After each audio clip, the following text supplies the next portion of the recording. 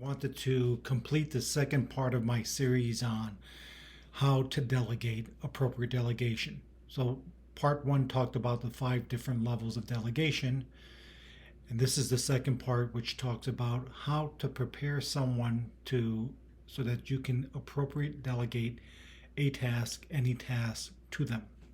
So, as you can see on my monitor over here, step number one is take the necessary time to teach and train. And so that really is about investing and pouring into them. You're not only trying to make yourself successful, your organization successful, but you're trying to make the other people around you successful as well. So you're pouring, you're developing, you're empowering them. And so step number one is take the necessary time to teach and train. Depending on the activity, depending on your vision for that person, you're talking about investing several hours over the course of a month or over a longer period to several hours every week. And this is could be indefinitely over a year or 2 years or 3 years. So the critical error that is made with the first step is that of thinking that it's easier, it's faster for you to do it. Now that may be true. In fact, it probably is true in many circumstances. It is easier, it is faster, and you're probably going to do it with a higher level of excellence than they are.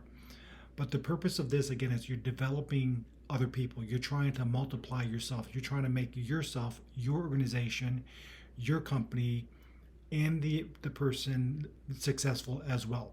So you want to take as much time as necessary into pouring into them. The second step is pick the right person for the right job. The critical mistake that's made in this area is that you select either the wrong person for the task because it's too big for them, or you select the right person, but the task, as I mentioned, is simply just too big. They're not ready. You haven't invested enough time. You haven't poured into them. And so you're giving them something that really is too large of a task, too large of an objective, and too short amount of time before it's due. So you have to just kind of balance what is required, where they are, with what you need. The third one is explaining the why and make sure that they understand why it is you're asking them to do what it is that needs to be done. They understand what is the deliverable. I leave the methodology up to them unless there's some extenuating circumstance where they cannot. For example, like a regulatory perspective, or a procedure requires it to be done in a certain way. But basically, here's the deliverable, here's the objective, this is where we are, this is where you need to be. But how you get there, I will leave it up to them. The mistake that's made in here, in this section, number 3, is assuming that what is in your head, that they can read your mind. Basically, assuming that what is clear in your head is either clearly articulated in your words, which is usually not the case, or assuming that even though you've articulated, you're looking at them and you can tell by their expression that they're lost, they're not clearly connecting. So you have to make sure that you are creating an environment where they feel comfortable asking questions, where they feel comfortable not necessarily pushing back in a negative way, but pushing back in a positive way.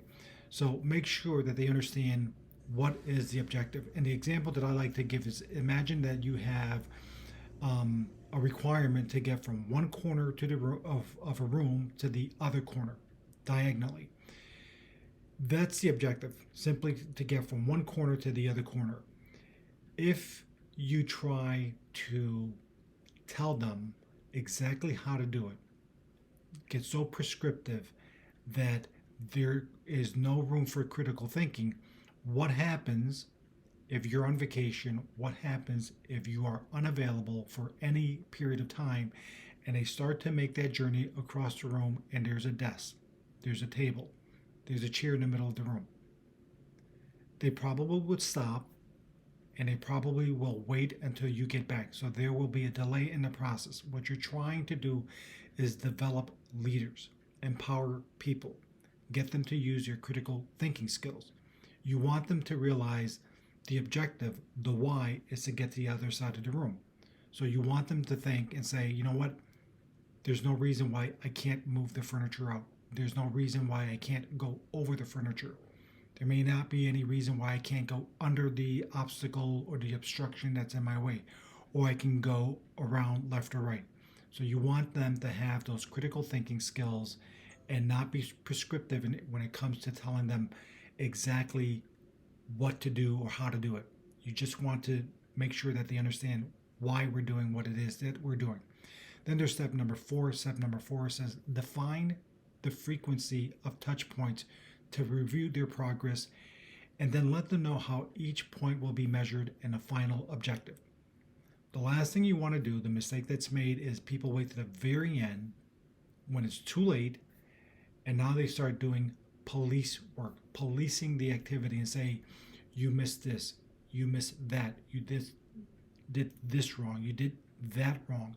Why didn't you do this? Why didn't you do that? That is not helpful. That doesn't create an environment where people want to learn and grow. It creates fear. So, you don't want a leader that's creating an environment of fear.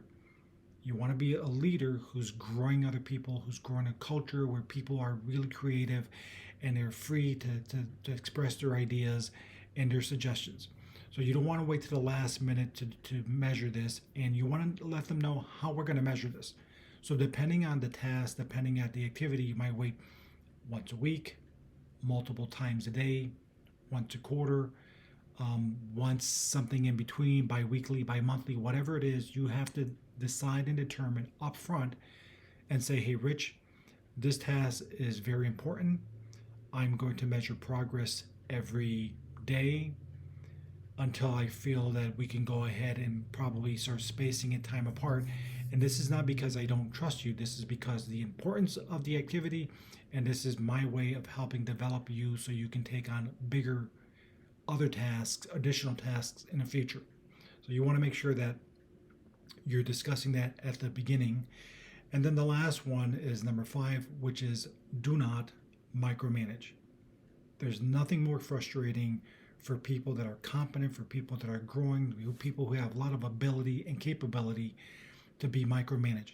You give them the task, give them the objective, but don't give them the methodology. Don't tell them how they need to do it. So you want to delegate the objective, not the procedure, and then you want to get out of their way. So the mistake that's made here is assuming that your way is the best way, assuming that your way is the only way, and assuming that your way cannot be improved upon. So if you're going to make any assumption, make the assumption that you did it one way and it worked out for you. But they are creative and they may come up with an alternative. They may come up with a different approach based on, for example, tools that were not available to you at the time when you were doing it, or based on tools that they've had access to that you are not aware of. So don't delegate the objective, don't micromanage it, get out of their way. And then the last step that I want to talk about is, when do you turn the reins over? When do you give it over to them entirely?